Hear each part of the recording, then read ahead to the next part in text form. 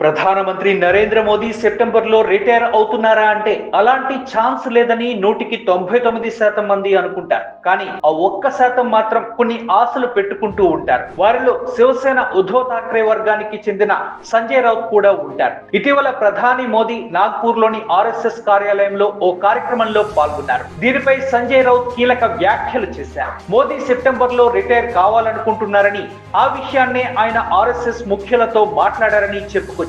పైగా మోదీ చాలా కాలంగా ఆర్ఎస్ఎస్ కార్యాలయానికి వెళ్లనే లేదనే విషయాన్ని సంజయ్ రౌత్ గుర్తు చేశారు. దేశ నాయకత్వంలో మార్పు రావాలని ఆర్ఎస్ఎస్ కోరుకుంటోందని, తనకు అత్యంత విశ్వసనీయ సమాచారం ఉందని చెప్పుకొచ్చారు.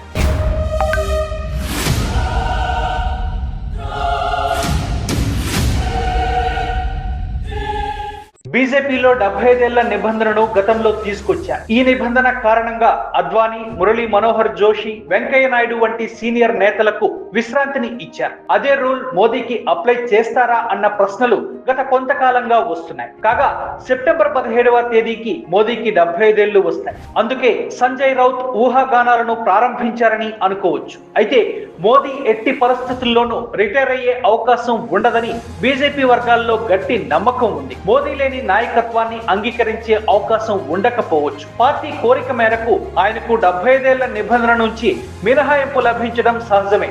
కానీ అప్పటి వరకు ఆయన రిటైర్మెంట్ పై మాత్రం చర్చలు కొనసాగుతూనే ఉంటాయని చెప్పవచ్చు.